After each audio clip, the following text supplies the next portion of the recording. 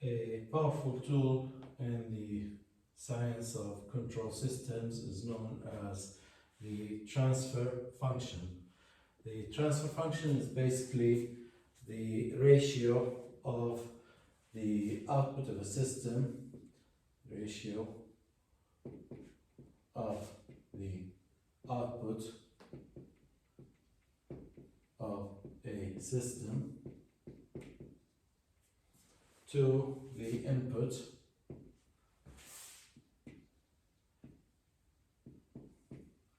and this ratio is taken in the frequency domain.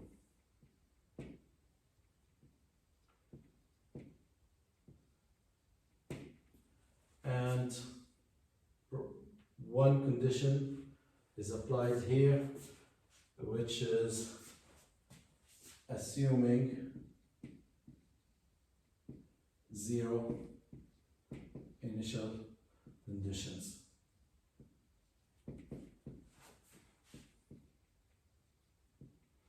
And why is that? Because in control engineering, what we are interested in is actually how the system responds to an input. I'm interested in the output as a result of the input, not as a result of the initial conditions. So in the transfer function concept, I will ignore these initial conditions and analyze the relation between the output and the input. And this is called a transfer function, which is defined as T of S is the output divided by the input, the ratio of the output to the input. X of S is the output and the input is R of S, obviously in the frequency domain, and T of S is known as the transfer function.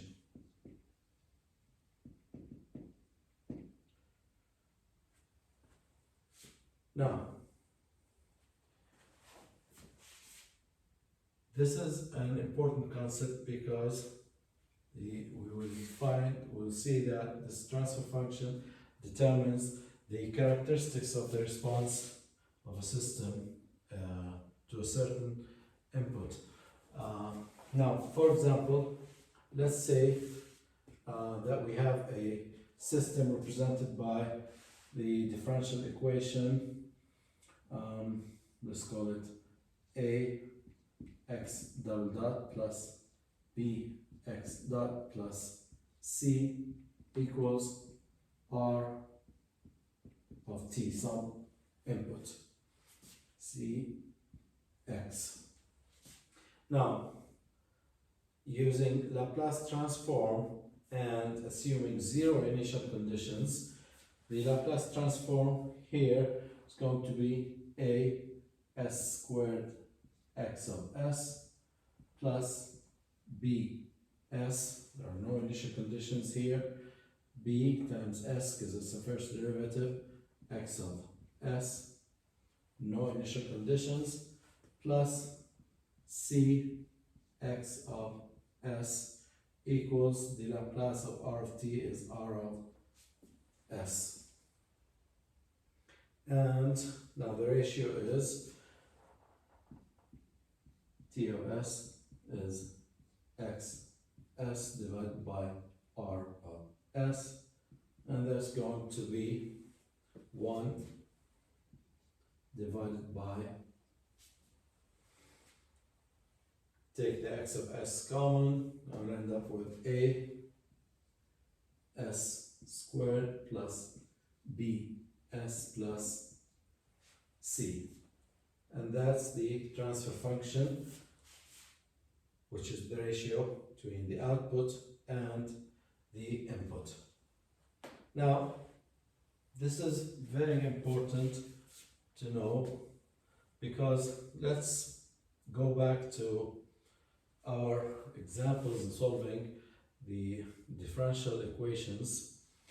If I want to solve this differential equation, basically to find x of t, I'll say that x of s is basically 1 over as squared plus bs plus c times r of s.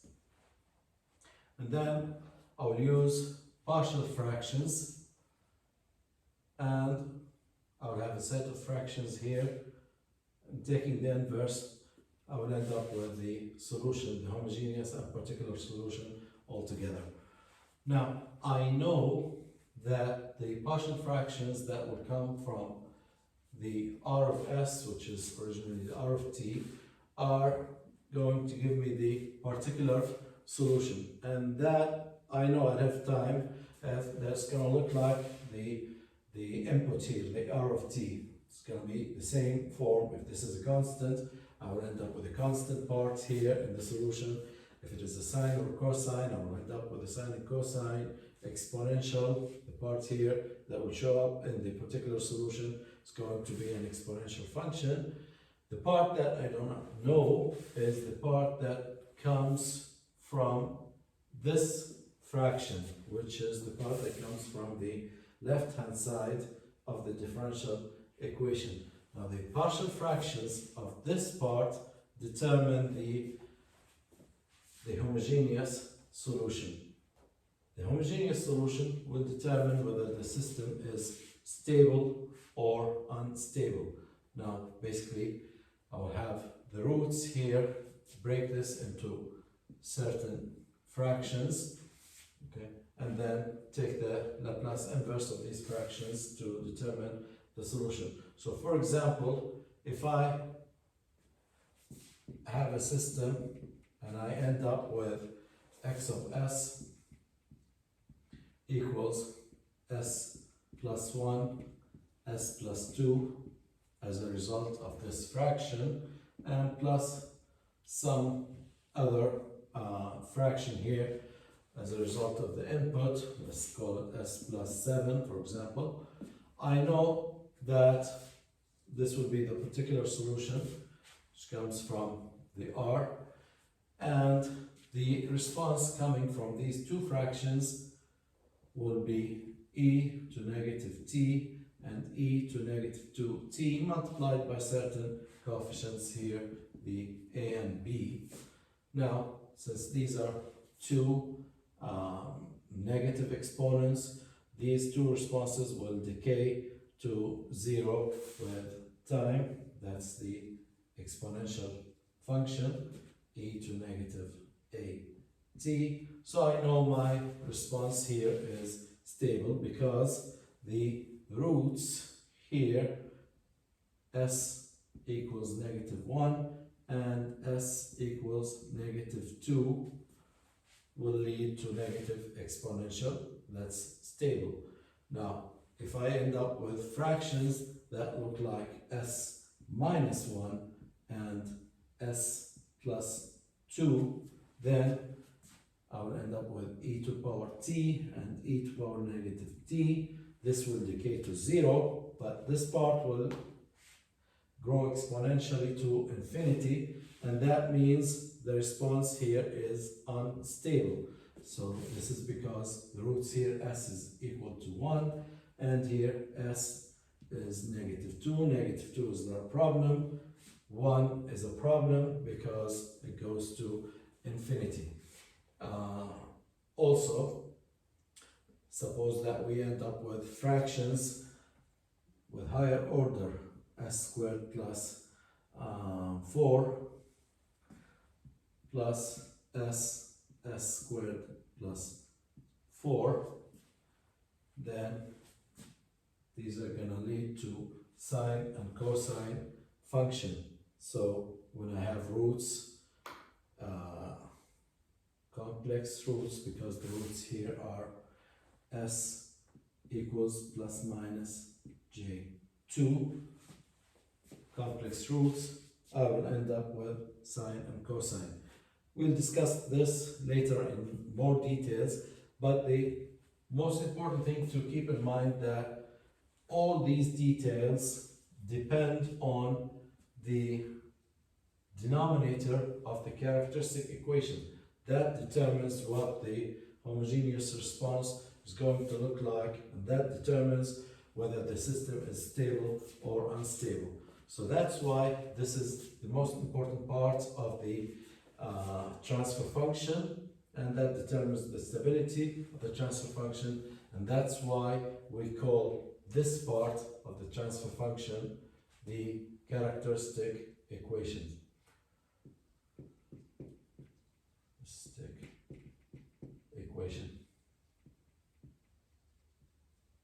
That determines the character of the response, whether it's exponential or sinusoidal, whether it's stable or unstable. So derive first the transfer function, inspect the denominator of the transfer function. That tells you what the system is. Now let's see an example of how to derive a transfer function for a simple differential equation. Now let's say that we have a system with a differential equation that's represented by x double dot plus, let's say 6x dot plus 8x equals r plus 3r dot, where r is the input and x is the output. Now, in this case, to determine the transfer function, I will take the Laplace of both sides of the differential equation. We'll end up with s squared x of s plus 6 first derivative x of s plus 8 x of s equals the Laplace of r is r of s plus 3 the Laplace of the derivative, just multiply by s r of s. Now the transfer function t of s is the ratio of the output x of s divided by the input r of s. So that's going to be, take the r common, you will end up with 3s plus 1, and on this side, which goes down here, you will have s squared plus 6s plus 8. And that's my transfer function for the system, and you can represent that in a block diagram as a transfer function 3s plus 1 divided by s squared plus 6s plus 8, where the input is r of s and the output is x of s. Now, here, by inspecting this transfer function, the characteristic equation is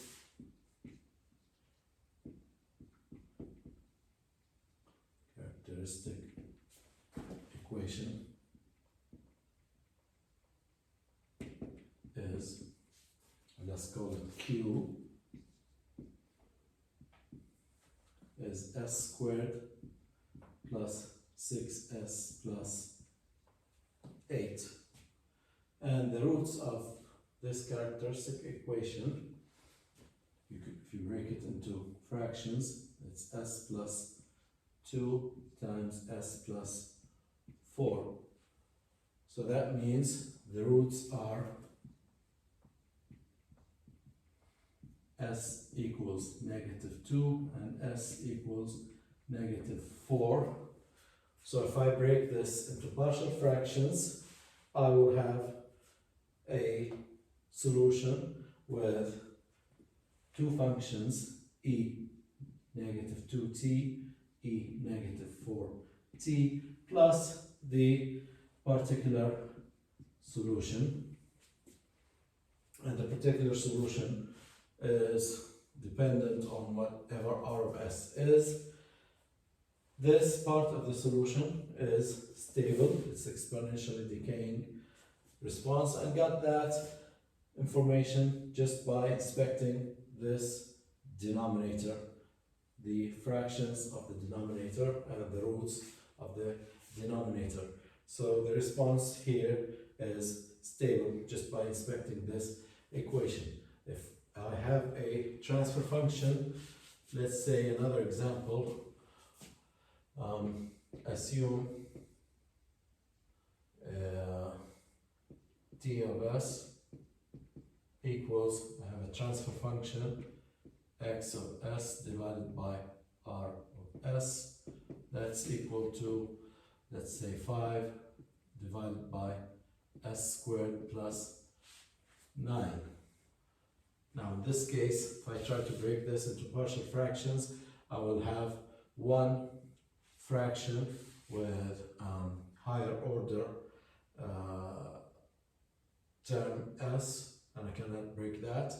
So the resultant solution from this fraction is going to be a sine and cosine functions with the square root of 9, 3t and 3t as the arguments of the sine and cosine. So now I know just by inspecting this denominator that I will have a particular solution and a homogeneous solution that consists of a sine and cosine functions. And got that just by inspecting the characteristic equation Q equals S squared plus 9, and that means that the roots are plus minus J3, two complex roots, and that led to sine and cosine functions. So we do that by inspecting the denominator of the transfer function. And we'll discuss in more details later on what the characteristics of the response are going to be based on the different possibilities of the roots of characteristic equations of the transfer functions. But the important idea to keep in mind that the stability or the character of response of the system all depend on the characteristic equation of the transfer function. This part, the roots of this part determine what the response is going to look like to a certain input R of S.